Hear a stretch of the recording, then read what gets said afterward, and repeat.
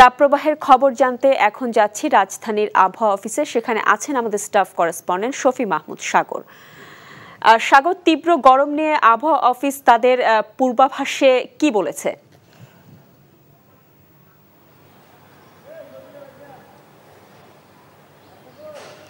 শাওন, চলমান যে তীব্র তাপপ্রবাহ ছিল তার তুলনায় কিন্তু গত কয়েকদিনের তুলনায় আজকে তাপমাত্রা কিন্তু অনেকটাই স্বস্তিদায়ক। আজকে এখন বর্তমানে তাপমাত্রা রয়েছে 34 ডিগ্রি সেন্টিগ্রেড, যেটি আজকে ঢাকায় সর্বোচ্চ 36 ডিগ্রি সেন্টিগ্রেডে উন্নীত হবে। আর এই তাপপ্রবাহ নিয়ে আবহাওয়া অফিস জানিয়েছে যে আজকে রাতে মূলত রাজধানীতে বৃষ্টিপাত হওয়ার সম্ভাবনা রয়েছে এবং একই সাথে রাজধানীর আশেপাশে অঞ্চলেও বৃষ্টি হবে এবং আগামী 6 তারিখের পর থেকে এই বাংলাদেশের পূর্ব দিক থেকে আসা যেই বৃষ্টি আসছে সেই মেঘমালা মূলত বাংলাদেশের অন্যান্য অঞ্চলেও ছড়িয়ে পড়বে।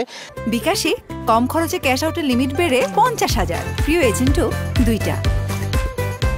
এবং পর্যায়ক্রমে 6 তারিখ থেকে 11 তারিখের মধ্যে সারা বাংলাদেশে আসলে বজ্রসহ বৃষ্টি এবং ঝড় হবে বলে আবহাওয়া অফিস জানিয়েছে।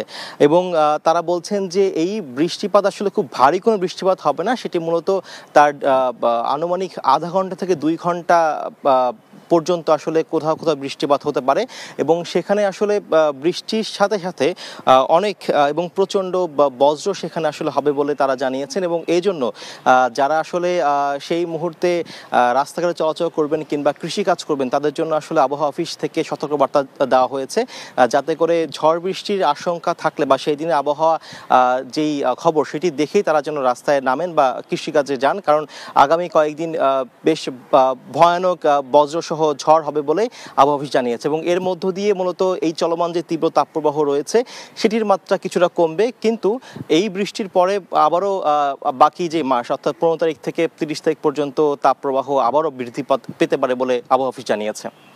শাওন, বিকাশে কম খরচে ক্যাশ আউটের লিমিট বেড়ে 50,000, প্রিয় এজেন্টও 2টা।